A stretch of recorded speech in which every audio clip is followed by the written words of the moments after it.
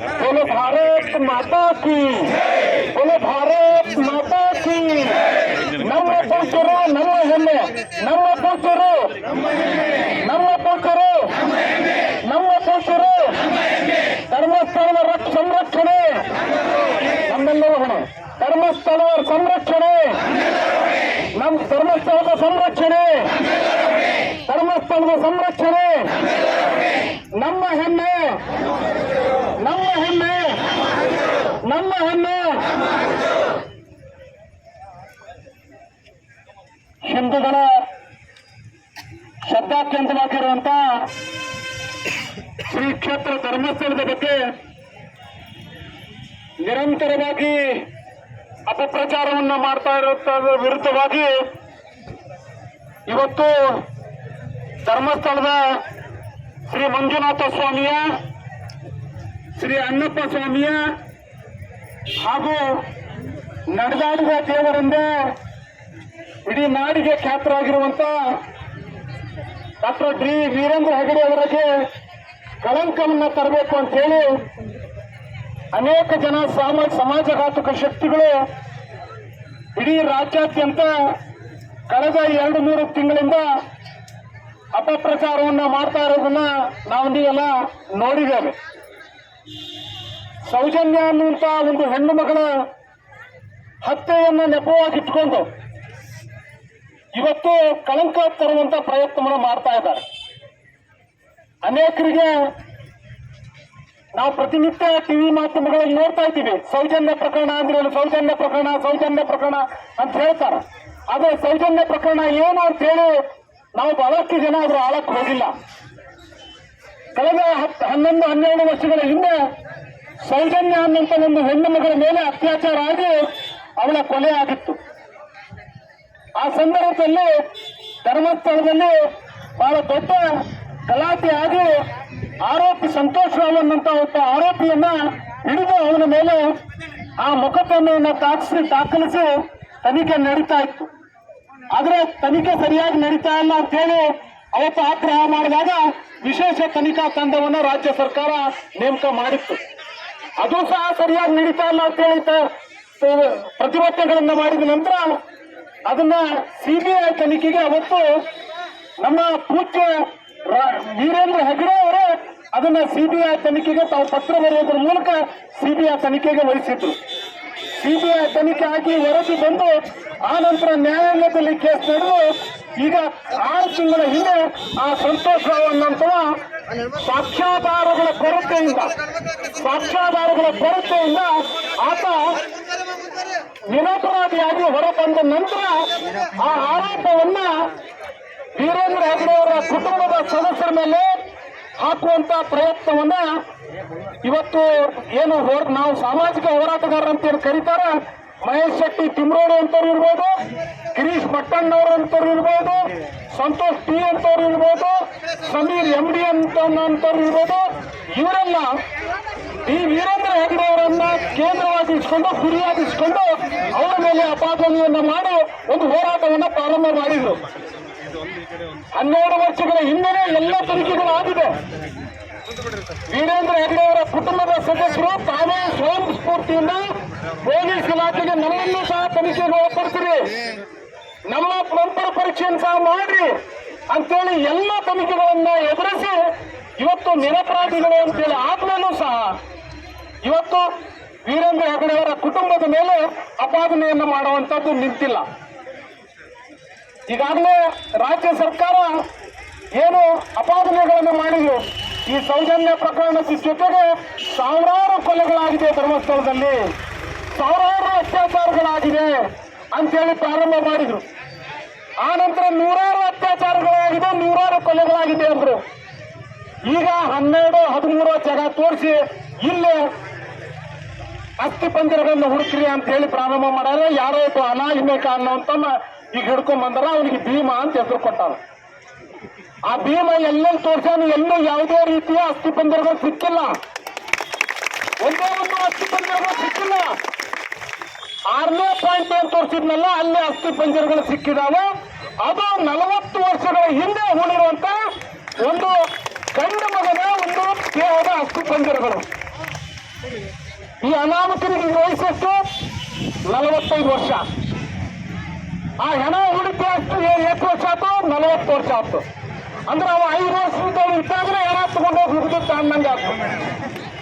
ಅಂದ್ರೆ ಎಷ್ಟು ಮಟ್ಟಿಗೆ ಸುಳ್ಳು ಹೇಳುವಂತ ಕೆಲಸವನ್ನ ಮಾಡ್ತಾ ಇದ್ದಾರೆ ಅಂತಂದ್ರೆ, ಇವತ್ತು ಹೌದು ಹೌದು ಅನ್ನಂತ ಹಸಿ ಸುಳ್ಳುಗಳನ್ನ ಹೇಳಿ ಇವತ್ತೇನು ಧರ್ಮಸ್ಥಳದ ಮಂಜುನಾಥನ ಮೇಲೆ ನಮಗೇನು ನಿಷ್ಠೆ ಇದೆ, ನಮಗೇನು ಶ್ರದ್ಧೆ ಇದೆ, ನಮಗೇನು ನಂಬಿಕೆ ಇದೆ, ಆ ನಂಬಿಕೆ ಮೇಲೆ ಪ್ರಹಾರ ಮಾಡುವಂತ ಕೆಲಸವನ್ನ ಇವತ್ತು ಈ ತಂಡ ಮಾಡ್ತಾ ಇದೆ.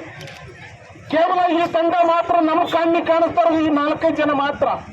ಯಾರೋ ತಿಮ್ರೋಡ್ ಅನ್ನೋ ಒಬ್ಬ ಕಾಣಿಸ್ತಾನ, ಗಿರೀಶ್ ಮಟ್ಟಣ್ಣ ಅವರನ್ನ ಒಬ್ಬ ಕಾಣಿಸ್ತಾನ, ಸಂತೋಷ್ ಅನ್ನೋ ಒಬ್ಬ ಕಾಣಿಸ್ತಾನ. ಈಗ ಒಂದು 3-4 ಮಂದಿ ಮಾತ್ರ ನಮ್ಮ ಕಣ್ಣು ಮುಂದೆ ಕಾಣಿಸ್ತಾರ. ಆದ್ರೆ ಇವರ ಹಿಂದಿರುವಂತಹ ಶಕ್ತಿಗಳು, ಇವತ್ತು ಇವ್ರ ಹಿಂದಿರುವಂತಹ ಶಕ್ತಿಗಳು ಈ ಧರ್ಮಸ್ಥಳವನ್ನು ಹಾಳು ಮಾಡಬೇಕು, ಧರ್ಮಸ್ಥಳದ ಧರ್ಮಾಧಿಕಾರಿಗಳ ಮೇಲಿರುವಂತಹ ನಂಬಿಕೆಯನ್ನ ಹಾಳು ಮಾಡಬೇಕು, ಮಂಜುನಾಥ ಸ್ವಾಮಿ ಮೇಲಿರುವಂತಹ ಶ್ರದ್ಧೆಯನ್ನ ಹಾಳು ಮಾಡಬೇಕು. ಇದು ಕೇವಲ ಧರ್ಮಸ್ಥಳ ಕ್ಷೇತ್ರದ ಮೇಲೆ ಮಾತ್ರ ಅಲ್ಲ, ಈ ಹಿಂದೆ ಶಬರಿಮಲೆ ಕ್ಷೇತ್ರದ ಮೇಲೆ ಮಾಡಿರುವಂತದ್ದು ತಮ್ಮೆಲ್ಲರಿಗೂ ನೆನಪಿದೆ ಅನ್ಕೊಂಡಿದ್ದೀನಿ ನಾವು. ಶಬರಿಮಲೆ ಯಾಕಂದ್ರೆ ಇಡೀ ದೇಶಾದ್ಯಂತ ಲಕ್ಷಾಂತರ ಜನ ಶಬರಿಮಲೆಗೆ ಹೋಗೋದಕ್ಕೆ ಪ್ರಾರಂಭ ಮಾಡಿದ್ರು. ಹಿಂದೂಗಳು ಮತ್ತೆ ಒಂದಾಗಕ್ಕೆ ಪ್ರಾರಂಭ ಮಾಡಿದ್ರು, ಹಿಂದೂಗಳು ಮತ್ತೆ ಸಂಘಟಿತರಾಗೋದಕ್ಕೆ ಪ್ರಾರಂಭ ಮಾಡಿದ್ರು, ಹಿಂದೂಗಳಲ್ಲಿ ಧರ್ಮ ಜಾಗೃತಿ ಆಗೋದಕ್ಕೆ ಪ್ರಾರಂಭ ಆಯಿತು ಅಂತ ಹೇಳಿ ಅದನ್ನ ಆ ಶ್ರದ್ಧಾ ಕೇಂದ್ರವನ್ನು ಹಾಳು ಮಾಡುವಂತ ಪ್ರಯತ್ನವನ್ನು ಸಹ ಮಾಡಿದ್ರು. ಆ ನಂತರ ನಮ್ಮ ಶನಿ ಶಿಗ್ನಾಪುರ, ನಾವೆಲ್ಲ ಶನಿ ಆರಾಧಕರು, ಶನಿಯ ಕೃಪೆ ನಮಗಿದ್ರೆ ನಮ್ಮ ಜೀವನ ಪಾವನ ಆಗ್ತದೆ ಅಂತ ಹೇಳಿ ಭಾವಿಸ್ತಂತವ್ರು ಆ ಶನಿ ಶಿಗ್ನಾಪುರದ ಕ್ಷೇತ್ರದ ಒಂದು ಹಾಳು ಮಾಡುವಂತ ಪ್ರಯತ್ನವನ್ನು ಮಾಡಿದ್ರು. ನಮ್ಮೆಲ್ಲರ ಆರಾಧ್ಯ ದೇವ ದತ್ತಪೀಠವನ್ನು ಸಹ ಇವತ್ತು ಹಾಳು ಮಾಡುವಂತ ಪ್ರಯತ್ನಗಳಾಗಿದೆ. ಇವತ್ತಿಗೂ ಸಹ ವಿವಾದಗಳು ನಡೀತಾ ಇದೆ. ಧರ್ಮಸ್ಥಳ ಕ್ಷೇತ್ರ ಇವತ್ತು ಜಾಗೃತಿ ಆಗಿರೋದ್ರಿಂದ ಇಡೀ ರಾಜ್ಯದಲ್ಲಿ ಕೇವಲ ದಕ್ಷಿಣ ಕನ್ನಡ ಜಿಲ್ಲೆ, ಮಂಗಳೂರು ಜಿಲ್ಲೆ, ಉಡುಪಿ ಜಿಲ್ಲೆ, ಚಿಕ್ಕಮಗಳೂರು ಜಿಲ್ಲೆ ಇಷ್ಟಕ್ಕೆ ಮಾತ್ರ ಸೀಮಿತವಾಗಿಲ್ಲ. ಬೆಂಗಳೂರಿನಿಂದ ಹಿಡಿದು ಬೀದರ್ವರೆಗೆ ಇವತ್ತು ಧರ್ಮಸ್ಥಳದ ಒಂದು ಪ್ರಭಾವ ಇದೆ. ಇಡೀ ರಾಜ್ಯಾದ್ಯಂತ ಸುಮಾರು 6 ಲಕ್ಷಕ್ಕಿಂತ ಹೆಚ್ಚು ಸ್ವಸಹಾಯ ಸಂಘಗಳನ್ನ ಪ್ರಾರಂಭ ಮಾಡಿ ಇವತ್ತು ನಮ್ಮ ಮಹಿಳೆಯರನ್ನು ಜಾಗೃತಿ ಮಾಡ್ತಾ ಇದ್ದಾರೆ. ನಮ್ಮ ಮಹಿಳೆಯರಿಗೆ ಇವತ್ತು ಆರ್ಥಿಕವಾದಂತಹ ಸಬಲೀಕರಣ ಮಾಡ್ತಾ ಇದ್ದಾರೆ. ಇದು ಹಿಂಗೆ ಮುಂದುವರೆದ್ರೆ ಇದು ಬಹಳ ಕಷ್ಟ ಆಗ್ತದೆ ಅಂತ ಹೇಳಿ ಇವತ್ತು ಹಾಳು ಮಾಡುವಂತ ಪ್ರಯತ್ನವನ್ನು ಮಾಡ್ತಾ ಇದ್ದಾರೆ. ಪರಮ ಪೂಜ್ಯ ವೀರೇಂದ್ರ ಹೆಗಡೆ ಅವರು ಇಡೀ ರಾಜ್ಯದ ಅನೇಕ ದೇವಸ್ಥಾನಗಳು, ಸಾವಿರಾರು ದೇವಸ್ಥಾನಗಳಿಗೆ ಪುನರುಜ್ಜೀವನಕ್ಕೆ ಹಣವನ್ನು ಕೊಡ್ತಾ ಇದ್ದಾರೆ. ಎಲ್ಲ ದೇವಸ್ಥಾನಗಳು ಉದ್ಧಾರ ಆದ್ರೆ ನಮ್ ಗತಿ ಹೆಂಗಪ್ಪ ಅಂತ ಚಾಲುವಾಗೈತಿ. ಇವತ್ತು 6 ಲಕ್ಷಕ್ಕಿಂತ ಹೆಚ್ಚು ಸ್ವಸಹಾಯ ಸಂಘಗಳಿದ್ರೆ ಸುಮಾರು 52 ಲಕ್ಷಕ್ಕಿಂತ ಹೆಚ್ಚು ಜನ ಅದರಲ್ಲಿ ಮಹಿಳೆಯರು ಸದಸ್ಯರಾಗಿದ್ದಾರೆ. ನಾವು ಒಂದು ಕುಟುಂಬಕ್ಕೆ ಕೇವಲ 4 ಜನ ಅಂತ ಹೇಳಿದ್ರೆ 52 ಲಕ್ಷಕ್ಕೆ 2,08,00,000 ಜನರಿಗೆ ಇವತ್ತು ನೇರವಾಗಿ ವೀರೇಂದ್ರ ಹೆಗಡೆಯವರ ಸಹಕಾರ ಮತ್ತು ಸಹಾಯ ಸಿಗ್ತಾ ಇದೆ. ಇದನ್ನ ಹಾಳು ಮಾಡಬೇಕು. ಹಿಂದೂಗಳಲ್ಲಿ ಇರುವಂತಹ ಧರ್ಮ ಒಂದು ನಂಬಿಕೆಯನ್ನ ಹಾಳು ಮಾಡಬೇಕು ಅಂತ ಹೇಳಿ ಇವತ್ತು ಕೇರಳದ ಕಮ್ಯುನಿಸ್ಟ್ ಸರ್ಕಾರ ಇವರೆಲ್ಲರ ಹಿಂದೆ ಇಟ್ಕೊಂಡು ಕೆಲಸ ಮಾಡ್ತಾ ಇದೆ. ಈಗೆಲ್ಲ ಒಂದೊಂದ ಹುತ್ತದಿಂದ ಹೊರಗೆ ಹಾವು ಹೆಂಗ್ ಬರ್ತಾವಲ್ಲ ಹಂಗ ಹಾವುಗಳು ಒಂದೊಂದ ಬರಾಕತ್ತಾವ. ಈ ರೀತಿ ಅಪಪ್ರಚಾರ ಮಾಡುವಂತ ಯೂಟ್ಯೂಬರ್ಗಳ ಮೇಲೆ ಮೊನ್ನೆ ಧರ್ಮಸ್ಥಳದಲ್ಲಿ ಈ ದಿನನಿತ್ಯ ಅಪಪ್ರಚಾರಗಳನ್ನ ಕೇಳಿ ಕೇಳಿ ಕೇಳಿ ಸಾಕಾದಂತ ಜನ ಈ ಯೂಟ್ಯೂಬರ್ಗಳ ಮೇಲೆ ಮೊನ್ನೆ ಹಲ್ಲೆಯನ್ನ ಮಾಡಿದ್ರು. ಎಲ್ಲ ನಕಲಿ ಯೂಟ್ಯೂಬರ್ಗಳು, ಯಾರು ಪತ್ರಿಕಾ ಮಾಧ್ಯಮದವರು ಇದ್ದಾರೆ, ಎಲೆಕ್ಟ್ರಾನಿಕ್ ಮಾಧ್ಯಮದವರು ಇದ್ದಾರೆ, ಅವರು ನಮ್ಮ ದೇಶದ 4ನೇ ಅಂಗ. ಅವ್ರ ಮೇಲೆ ಹಲ್ಲೆಯನ್ನ ಮಾಡಬಾರ್ದು. ಯಾರು ನಕಲಿಗಳಿದ್ದಾರೆ ಅವರನ್ನು ಬಿಡಬಾರ್ದು ಅನ್ನುವಂತ ಕಾರಣದಿಂದ ಧರ್ಮಸ್ಥಳದಲ್ಲಿ ಯೂಟ್ಯೂಬರ್ಗಳ ಮೇಲೆ ಹಲ್ಲೆ ಆಯ್ತು. ಆ ಹಲ್ಲೆ ನೋಡಕ್ ಯಾರ್ಯಾರು ಬಂದಾರ? ಆ ಹಲ್ಲೆ ಆದವ್ರ ಬಗ್ಗೆ ಸಿಂಪತಿ ವ್ಯಕ್ತಪಡಿಸಕ್ ಯಾರು ಬಂದಾರ? SDPI ಆದವ್ರು ಬಂದಾರ, ಕಮ್ಯುನಿಸ್ಟರು ಬಂದಾರ, ಸಮಾಜಘಾತಕ ಶಕ್ತಿಗಳು ಬಂದಾವ, ಧರ್ಮಸ್ಥಳವನ್ನ ಹಾಳು ಮಾಡಬೇಕು ಅನ್ನೋಂಥವ್ರು ಬಂದಾರ.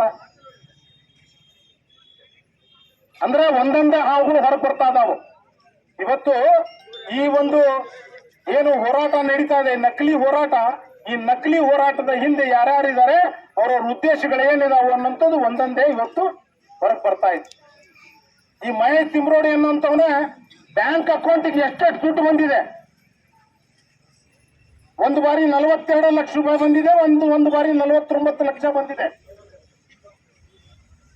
ಅವ 16,000 ಸ್ಕ್ವೇರ್ ಫೀಟ್ ನಲ್ಲಿ ಮನೆ ಕಟ್ತಾ ಇದ್ದಾನೆ. ನಾವು ಕೇವಲ 200, 300, 500, 1000 ಸ್ಕ್ವೇರ್ ಫೀಟ್ ಅಲ್ಲಿ ಮನೆ ಕಟ್ಟಾಕ ನಮಗೆ ಕುರಿ ಕೋಣ ಬೀಳ್ತಾವ. ಆದ್ರೆ ಅವ 16,000 ಸ್ಕ್ವೇರ್ ಫೀಟ್ ಅಲ್ಲಿ ಇವತ್ತು ಮನೆಯನ್ನ ನಿರ್ಮಾಣ ಮಾಡ್ತಾನೆ. ಎಲ್ಲಿಂದ ಬಂದಪ್ಪ ದುಡ್ಡು, ಎಲ್ಲಿಂದ ಬಂತು? ಸೌಜನ್ಯ ಅನ್ನುವಂತ ಒಬ್ಬ ಅತ್ಯಾಚಾರಿಯಾದಂತ ಹುಡುಗಿಯ ಹೆಸರನ್ನ ಇಟ್ಕೊಂಡು ಅವರ ತಂದೆ ತಾಯಿ ಏನ್ ಮಾಡ್ತಾ ಇದ್ರು? ವ್ಯಾಪಾರ ಮಾಡ್ತಾ ಇದ್ರು, ವ್ಯಾಪಾರ. ಆ ಸೌಜನ್ಯ ಸತ್ತಾಗ ಅವಳ ಸ್ಥಿತಿ, ಅವರ ಮನೆತನದ ಸ್ಥಿತಿ ಏನಿತ್ತು, ಇವತ್ತು ಅವಳ ಮನೆತನದ ಸ್ಥಿತಿ ಏನಿದೆ ನೋಡಿದ್ರೆ, ಈ ಹೋರಾಟದ ಹಿಂದೆ, ಈ ಷಡ್ಯಂತ್ರದ ಹಿಂದೆ ಯಾವ್ಯಾವ ವ್ಯಕ್ತಿಗಳು ಕೆಲಸ ಮಾಡ್ತಾ ಇದಾವ, ಯಾವ್ಯಾವ ಸಂಘಟನೆಗಳ ಕೆಲಸ ಮಾಡ್ತಾ ಇದಾವ, ಎಷ್ಟೆಷ್ಟು ಹಣ ಹರಿದು ಬರ್ತಾ ಇದೆ ಅಂತ ಹೇಳಿ ಗೊತ್ತಾಗ್ತದೆ. ಹಾಗಾಗಿ ನಾವೆಲ್ಲರೂ ಇಷ್ಟು ದಿನ ನಾವೆಲ್ಲರೂ ತಾಳ್ಮೆಯಿಂದ ಇದ್ವಿ. ವೀರೇಂದ್ರ ಹೆಗ್ಗಡೆ ಅವ್ರ ಮೇಲೆ ಎಷ್ಟೇ ಆಪಾದನೆ ಮಾಡಲಿ, ಅವ್ರ ಕುಟುಂಬದ ಮೇಲೆ ಎಷ್ಟೇ ಆಪಾದನೆ ಮಾಡಲಿ, ನಮ್ಮ ಅಣ್ಣಪ್ಪ ಸ್ವಾಮಿ ಮೇಲೆ ಎಷ್ಟೇ ಆಪಾದನೆ ಮಾಡಲಿ, ಮಂಜುನಾಥ ಸ್ವಾಮಿಯ ಮೇಲೆ ಎಷ್ಟೇ ಆಪಾದನೆ ಮಾಡಲಿ, ನಾವು ನಂಬಿರುವಂತ ದೇವರು ನಮ್ಮನ್ನು ಕೈ ಬಿಡಲ್ಲ ಅಂತೇಳಿ ನಾವು ಅತ್ಯಂತ ಸಂಯಮದಿಂದ ಇದ್ವಿ. ಆದ್ರೆ ಈಗ ಕತ್ತೆ ಹೊಡೆದಿದೆ, SIT ನೇಮಕ ಮಾಡಿ ಮೇಲೆ ಬಾವಿಸ್ಕೊಂಡು ಕುತ್ಕೋಬೇಕಾಗಿತ್ತಲ್ಲ. ತನಿಖೆ ಪ್ರಾರಂಭ ಆಗಿದೆ, ತನಿಖೆ ರಿಸಲ್ಟ್ ವರೆಗೂ ಕಾಯ್ಬೇಕಲ್ಲ, ಕಾಯ್ತಾ ಇಲ್ಲ. ಆ ಗಿರೀಶ್ ಮಟ್ಟಣ್ಣವರು ಏನ್ ಹೇಳ್ತಾರಂದ್ರೆ, ಸರ್ಕಾರ SIT ನೇಮಕ ಮಾಡಿದ ತಕ್ಷಣ ಅಯ್ಯೋ SIT ನೇಮಕ ಮಾಡ್ಬಿಡ್ತಲ್ಲಪ್ಪ, ಇನ್ನೊಂದು 2-3 ತಿಂಗಳು ಲೇಟ್ ಆಗ್ಬೇಕಾಗಿತ್ತು SIT ನೇಮಕ ಮಾಡೋದು. ಅಂದ್ರೆ 2-3 ತಿಂಗಳು ಅಪಪ್ರಚಾರ ಮಾಡೋದು, ದುಡ್ಡು ಮಾಡೋದಕ್ಕೆ ಅನುಕೂಲ ಆಗ್ತೈತಿ ಅಂತೇಳಿ ಈಗೇನ್ ಹೇಳಕ್ ಶುರು ಮಾಡ್ಯಾರ, SIT ಮಾಡೋದ್ರಿಂದ ನಮಗೇನು ಸಂತೋಷ ಆಗಿಲ್ಲ, SIT ತನಿಖೆನೂ ಅದೇನು ಸರಿ ಆಕತಿ ನಮ್ಗೇನು ಅನಿಸಲ್ಲ. ಅಂದ್ರೆ ಈ ದೇಶದ ತನಿಖಾ ಸಂಸ್ಥೆಗಳ ಮೇಲೆ ನಂಬಿಕೆ ಇಲ್ಲ, ಸರ್ಕಾರದ ಮೇಲೆ ನಂಬಿಕೆ ಇಲ್ಲ, ನ್ಯಾಯಾಲಯಗಳ ಮೇಲೆ ನಂಬಿಕೆ ಇಲ್ಲ, ದೇವ್ರ ಮೇಲೆ ನಂಬಿಕೆ ಇಲ್ಲ, ವೀರೇಂದ್ರ ಹೆಗ್ಗಡೆ ಅವ್ರ ಮೇಲೆ ನಂಬಿಕೆ ಇಲ್ಲ, ಯಾರ ಮೇಲೂ ನಂಬಿಕೆ ಇಲ್ಲ ಇವ್ರಿಗೆ. ಇವ್ರ ಮೇಲೆ ನಂಬಿಕೆ ಇರೋದು ಯಾರಿಗೆ ಅಂದ್ರೆ ಇವ್ರಿಗೇನು ಹಣ ಕೊಡ್ತಾ ಇದಾರಲ್ಲ ಅವ್ರ ಮೇಲೆ ಮಾತ್ರ ಇವರಿಗೆ ನಂಬಿಕೆ ಇರುವಂತ. ಹಾಗಾಗಿ ಈ ಸಹನೆ ಕಟ್ಟೆ ಹೊಡೆದ ಕಾರಣದಿಂದ ಇವತ್ತು ನಾವೆಲ್ಲರೂ ಬೀದಿಗಿಳಿಬೇಕಾಗಿದೆ. ವೀರೇಂದ್ರ ಹೆಗ್ಗಡೆ ನಮ್ಗೇನು ಹೇಳಿಲ್ಲ ಬೀದಿಗಿಳಿರಿ ಅಂತೇಳಿ, ಹೋರಾಟ ಮಾಡ್ರಿ ನನ್ನ ಪರವಾಗಿ ಅಂತೇನು ಹೇಳಿಲ್ಲ. ನಾನೇ ನಿನ್ನೆ ಒಂದು ಅವರ ವಿಡಿಯೋ ನೋಡ್ತಾ ಇದ್ದೆ, ವೀರೇಂದ್ರ ಹೆಗ್ಗಡೆ ಅವರು ಒಂದು ವಿಡಿಯೋ ನೋಡ್ತಾ ಇದ್ದೆ. ಅನೇಕರು ಹೇಳಿದರೆ ವೀರೇಂದ್ರ ಹೆಗ್ಗಡೆ ಅವ್ರಿಗೆ ಬಹಳಷ್ಟು ಮಾನಸಿಕವಾಗಿ ತೊಂದರೆ ಆಗಿದೆ, ಅವ್ರನ್ನ ಹೋಗಿ ಬನ್ನಿ ನಮ್ಮ ಸಭೆಯೊಳಗೆ ಹೇಳ್ತಾ ಇದ್ರು, ವೀರೇಂದ್ರ ಹೆಗ್ಗಡೆ ಅವ್ರು ನಾವೆಲ್ಲ ಮಾತಾಡ್ಸಕ್ ಹೋಗೋಣ, ಅವರಿಗೆ ಸಾಂತ್ವನವನ್ನು ಹೇಳೋಣ, ಧೈರ್ಯವನ್ನು ಹೇಳೋಣ ಅಂತ. ನಿನ್ನೆ ಅವ್ರದ್ದೊಂದು ವಿಡಿಯೋ ನೋಡ್ತಾ ಇದ್ದೆ. ವೀರೇಂದ್ರ ಹೆಗ್ಗಡೆ ಅವ್ರು ಹೇಳ್ತಾ ಇದ್ರು, ನಾನು ಯಾವುದೇ ಕಾರಣಕ್ಕೂ ವಿಚಲಿತನಾಗಿಲ್ಲ, ನಾವೇನು ಒಳ್ಳೆಯ ಕೆಲಸಗಳನ್ನ ಮಾಡ್ತಾ ಇದ್ದೀವಿ, ಜನರ ಕೆಲಸವನ್ನು ಏನ್ ಮಾಡ್ತಾ ಇದ್ದೀವಿ, ಸ್ವಾಮಿಯ ಕೆಲಸವನ್ನು ಏನ್ ಮಾಡ್ತಾ ಇದ್ದೀವಿ, ಅದನ್ನು ನಿರಂತರವಾಗಿ ಮುಂದುವರಿಸ್ಕೊಂಡು ಹೋಗೋಣ. ಆ ಯಾರು ತನಿಖೆ ನಡೀತಾ ಇದೆ, ಯಾರು ಈ ಅಪಪ್ರಚಾರವನ್ನ ಮಾಡ್ತಾರೆ, ಯಾರು ಈ ಒಂದು ಕೆಟ್ಟ ಕೆಲಸವನ್ನ ಮಾಡ್ತಾ ಇದ್ದಾರೆ, ಅವ್ರಿಗೆ ನೀವೇನು ಮಾಡಕ್ಕಾಗಲ್ಲ. ಆ ಮಂಜುನಾಥ ಸ್ವಾಮಿ ಮತ್ತು ಆ ಅಣ್ಣಪ್ಪ ಸ್ವಾಮಿ ನೋಡ್ಕೊಳ್ತಾನೆ ಅನ್ನುವಂತ ಮಾತನ್ನ ಹೇಳಿದ್ದಾರೆ. ಅವ್ರಿಗೆ ನಾವು ಧೈರ್ಯ ಹೇಳಬೇಕಾದಂತ ಅಗತ್ಯತೆ ಇಲ್ಲ, ನಮಗವ್ರ ಧೈರ್ಯ ಹೇಳಿದ್ದಾರೆ. ಹಾಗಾಗಿ ನಾವು ಯಾರು ವಿಚಲಿತರಾಗಬೇಕಾದಂತ ಅವಶ್ಯಕತೆ ಇಲ್ಲ. ಇವತ್ತು ಈ ಷಡ್ಯಂತ್ರದ ಹಿಂದೆ ಇವತ್ತು ಕಮ್ಯುನಿಸ್ಟರು ಇದ್ದಾರೆ ಅನ್ನುವಂಥದ್ದು, ಯಾರು ದೇವರನ್ನ ನಂಬಲ್ಲ ಅಂತಹ ಜನ ದೇವರ ಮೇಲಿನ ನಂಬಿಕೆಯನ್ನ ಜನರಲ್ಲಿ ಕಡಿಮೆ ಮಾಡಬೇಕು ಅನ್ನೋ ಕಾರಣದಿಂದ ಈ ಧರ್ಮಸ್ಥಳದ ಕ್ಷೇತ್ರದ ಮೇಲಿನ ಅಭಿಮಾನವನ್ನ, ಶ್ರದ್ಧೆಯನ್ನ, ಭಕ್ತಿಯನ್ನ ಕಡಿಮೆ ಮಾಡುವಂತ ಪ್ರಯತ್ನ ಮಾಡ್ತಾ ಇದ್ದಾರೆ. ಅದು ಕಡಿಮೆ ಆಗಲ್ಲ, ಅದು ಇನ್ನೂ ಹೆಚ್ಚಾಗ್ತದೆ. ವೀರೇಂದ್ರ ಹೆಗ್ಗಡೆ ಅವರು ಹೇಳಿದ್ದಾರೆ, ಸೂರ್ಯನಿಗೂ ಗ್ರಹಣ ಬರ್ತೈತಿ ಅಂತ ಹೇಳ. ಇದೊಂದು ನಮ್ಮ ತಲೆ ಮೇಲೆ ಹಾದು ಹೋಗ್ತಾರೆ ಅಂತ ಒಂದು ಮಾಡ ಹೋದ್ಮೇಲೆ ಮತ್ತೆ ಸೂರ್ಯ ಪ್ರಖರವಾಗಿ ಹೊಳಿತಾನೆ, ಪ್ರಖರವಾಗಿ ಮಿಂಚುತ್ತಾನೆ ಅಂತ ಹೇಳಿದ್ದಾರೆ. ಹಾಗಾಗಿ ಮುಂದಿನ ದಿನಗಳಲ್ಲಿ ಮತ್ತೆ ಧರ್ಮಸ್ಥಳದ ಧರ್ಮಾಧಿಕಾರಿಗಳು ಸೂರ್ಯನಂತೆ ಪ್ರಕಾಶಿಸುವುದರಲ್ಲಿ ಯಾವುದೇ ಅನುಮಾನ ಇಲ್ಲ. ಹಾಗಾಗಿ ನಾವೆಲ್ಲ ಈವರೆಗೆ ಸಹನೆಯಿಂದ ಇದ್ವಿ, ಈವರೆಗೆ ನಾವು ಸಹನೆಯಿಂದ ಇದ್ವಿ, ಆದ್ರೆ ಇನ್ನು ಮುಂದೆ ಸಹನೆಯಿಂದ ಇರುವುದಕ್ಕೆ ಸಾಧ್ಯ ಇಲ್ಲ. ಆ ಹರಾಮಿ ಕಾನೂನು ಕರ್ಕೊಂಡ್ಬಂದಾರ. ಪ್ರತಿನಿತ್ಯ ಅವ ಜಾಗ ತೋರಿಸ್ತಾನ, ಮತ್ತೆ ಸಾಯಂಕಾಲ ಆದ್ಮೇಲೆ ಅವ್ನು ಬಿಡ್ತಾರ. ಯಾಕೆ ಬಿಡ್ತಾ ಇದ್ದೀರ ಅವನನ್ನ? ಯಾಕೆ ಬಿಡ್ತಾ ಇದ್ದೀರ ಅವನನ್ನ? ತನಿಖೆ ಮುಗಿಯೋವರೆಗೆ ಅವನನ್ನ ಪೊಲೀಸ್ ಕಸ್ಟಡಿ ಒಳಗೆ ಇಟ್ಕೊಳ್ಬೇಕು. ಸಾಯಂಕಾಲ ಆದ್ಮೇಲೆ ಯಾರನ್ನ ಬೆಟ್ಟಕ್ಕ, ಯಾರು ಏನು ಹೇಳ್ಕೊಡ್ತಾ ಇದಾರೆ ಅವನಿಗೆ? ಮತ್ತೆ ಇದೇನು ಹೋರಾಟ ಮಾಡ್ತಾ ಇದಾರಲ್ಲ, ಇದಕ್ಕೆ ಹೋರಾಟ ಮಾಡೋದಕ್ಕೆ ಸಣ್ಣ ಪುಟ್ಟ ಹಣ ಖರ್ಚಾಗ್ತಾ ಇಲ್ಲ, ಕೋಟ್ಯಾಂತರ ರೂಪಾಯಿ ಹಣ ಖರ್ಚಾಗ್ತಾ ಇದೆ. ಎಲ್ಲಿ ಯಾರು ಕೊಡ್ತಾ ಇದಾರ ಈ ಹೋರಾಟಗಾರರಿಗೆ? ಯಾರು ಹಣವನ್ನು ಸಪ್ಲೈ ಮಾಡ್ತಾ ಇದಾರ? ಇವತ್ತು ತನಿಖೆ ನಡೀತಾ ಇದೆ. ಸುಮಾರು 14 ದಿನಗಳಿಂದ ತನಿಖೆ ನಡೀತಾ ಇದೆ. ನೂರಾರು ಜನ ಪೊಲೀಸ್ ಅಧಿಕಾರಿಗಳು ಕೆಲಸ ಮಾಡ್ತಾ ಇದಾರ. ಏನು ಇವತ್ತು ಮಷಿನ್ ತಗೊಂಬಂದಾರ, ಒಳಗೆ ಏನೈತಿ ಕೆಲವು ಅದಾವೋ ಇಲ್ಲ ಅಂತ ಹುಡುಕಾಡಕ್ ಮಷಿನ್ ತಗೊಂಬಂದಾರ. ಆ ಮಷಿನ್ ಬಾಡಿಗೆ ಒಂದು ದಿನಕ್ಕೆ 2 ಲಕ್ಷ ರೂಪಾಯಿ. ನೂರಾರು ಪೊಲೀಸರು ಕೆಲಸ ಮಾಡ್ತಾ ಇದಾರ. 8 ಕೋಟಿ ರೂಪಾಯಿಗಳ ಪ್ರತಿನಿತ್ಯ ಖರ್ಚಾಗ್ತಾ ಇದೆ. ಯಾರ ಹಣ ಖರ್ಚಾಗ್ತಾ ಇರೋಂತ? ನಮ್ಮ ಹಣ, ನಾವು ಕಟ್ಟಿದಂತ ತೆರಿಗೆ ಹಣ. ನಾವೊಂದು ಹಾಲು ಖರೀದಿ ಮಾಡಿದ್ರೆ ತೆರಿಗೆ ಕೊಡ್ತೀವಿ, ನಾವು ಬೀಡಿ ಖರೀದಿ ಮಾಡಿದ್ರೆ ತೆರಿಗೆ ಕೊಡ್ತೀವಿ, ಕಟ್ಟಿ ಪಟ್ಟಿಗೆ ಮಾಡಿ ತಗೊಂಡ್ರೆ ತೆರಿಗೆ ಕೊಡ್ತೀವಿ. ಪ್ರತಿಯೊಂದಕ್ಕೂ ನಾವು ತೆರಿಗೆ ಕೊಡ್ತಾ ಇದ್ದೀವಿ. ನಮ್ಮ ತೆರಿಗೆ ಹಣದಿಂದ ಇವತ್ತು SIT ತನಿಖೆ ನಡೀತಾ ಇದೆ. ಅವನು ತೋರಿಸ್ತಂತ ಎಲ್ಲೂ ಸಿಕ್ಕಿಲ್ಲ, ಏನೂ ಸಿಕ್ಕಿಲ್ಲ. ಈಗೇನ್ ಮಾಡಿದಾನೆ, ಮೊನ್ನೆ ಬಾಹುಬಲಿಯಲ್ಲಿದಾನ, ಅಲ್ಲೇ ನಾನು ಹೂಳೇನಿ ಅಂತ ಹೇಳ. ಮೊನ್ನೆನೂ ಸಹ ಅಲ್ಲಿ ಬಾಹುಬಲಿ ಬೆಟ್ಟದಲ್ಲಿ ಹೋಗಿ ಅಲ್ಲಿ ತೆಗೆದಿದ್ದಾರೆ. ಸುಮಾರು 8-10 ಫೂಟ್ ತೆಗೆದ್ರು ಅಲ್ಲಿ ಯಾವುದೇ ನೆನಪಾಗೈತಿ. ಮಂಜುನಾಥ ಸ್ವಾಮಿ ಎಲ್ಲದಲ್ಲ, ಅವನು ಕೆಳಗ ಒಂದೆರಡು ಹಣ ಹೋಗಿದ್ದೀನಿ ಅಂತಂದ್ರು ಪ್ರಾಯಶಃ ನಾವು ಆಶ್ಚರ್ಯ ಪಡಬೇಕಾಗಿಲ್ಲ. ಹಾಗಾಗಿ ಇದೊಂದು ನಾಟಕ ಅನೇಕ ಜನ ಕೂಡ್ಕೊಂಡು ಮಾಡ್ತಾ ಇದ್ದಾರೆ. ಈ ನಾಟಕಕ್ಕೆ ತೆರೆ ಎಳಿಬೇಕಾದಂತ ಒಂದು ಪ್ರಸಂಗ ಬಂದಿದೆ. ನಾವ್ಯಾರು SIT ತನಿಖೆ ವಿರುದ್ಧವಾಗಿಲ್ಲ. SIT ತನಿಖೆ ಆಗಲಿ, ಯಾರ ಅತ್ಯಾಚಾರ ಆಗಿದೆ, ಯಾರ ಪ್ರಾಣ ಕೊಲೆ ಆಗಿದೆ, ಅವ್ರು ಯಾರು ಅನ್ನೋಂಥದ್ದು ಹೊರಗೆ ಬರಲಿ. ಆದ್ರೆ ಎಲ್ಲದಕ್ಕೂ ವೀರೇಂದ್ರ ಹೆಗಡೆ ಅವರು ಕಾರಣ ಅಂತ ಹೇಳುವಂಥದ್ದು ಬಹಳ ಕೆಟ್ಟ ಒಂದು ಮನಸ್ಥಿತಿ. ಧರ್ಮಸ್ಥಳಕ್ಕೆ ಅನೇಕರು ಹೋಗ್ತಾರ, ಅಲ್ಲಿ ಆತ್ಮಹತ್ಯೆ ಮಾಡ್ಕೊಳ್ತಾರ, ಜೀವನದ ಮೇಲೆ ಬ್ಯಾಸ ಹೋಗಿರ್ತಾರ, ಆತ್ಮಹತ್ಯೆ ಮಾಡ್ಕೊಳ್ತಾರ. ಯಾರೋ ಲವ್ ಮಾಡಿದ ಹುಡುಗಿ ಹೋಗಿರ್ತಾರ, ಅಲ್ಲಿ ತಾಳಿ ಕಟ್ಕೊಂಡು ನಮ್ಮ ಸಮಾಜ ಹೋಗ್ತಾ ಇಲ್ಲ ಅಂತೇಳಿ ಆತ್ಮಹತ್ಯೆ ಮಾಡ್ಕೊಂಡಿರ್ತಾರ. ಅದಕ್ಕೆಲ್ಲ ವೀರೇಂದ್ರ ಹೆಗಡೆ ಅವ್ರ ಕಾರಣನ?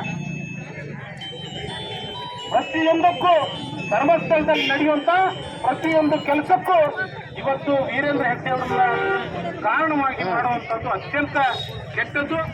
ಇದರ ಹಿಂದೆ ಬಹಳ ದೊಡ್ಡ ಷಡ್ಯಂತ್ರ ಇದೆ. ಇವತ್ತು ಧರ್ಮಸ್ಥಳವನ್ನ ಹಾಳು ಮಾಡಬೇಕು, ಧರ್ಮಸ್ಥಳದಿಂದ ಆಗ್ತಾರಂತ ವೀರೇಂದ್ರ ಹೆಗಡೆ ಅವರು ಮಾಡ್ತಾರಂತ ಎಲ್ಲ ಕಾರ್ಯಕ್ರಮಗಳು ಹಾಳಾಗಬೇಕು ಅನ್ನಂತ ಒಂದು ಮನಸ್ಥಿತಿಯಿಂದ ಈ ಕೆಲಸವನ್ನ ಮಾಡ್ತಾ ಇದ್ದಾರೆ. ಇವತ್ತು ಅನೇಕ ಕಾರ್ಯಕ್ರಮಗಳನ್ನ ಕೊಟ್ಟಿದ್ದಾರೆ, ಇನ್ನು ಅನೇಕರು ಮಾತನಾಡಿದ್ದಾರೆ. ಹಾಗಾಗಿ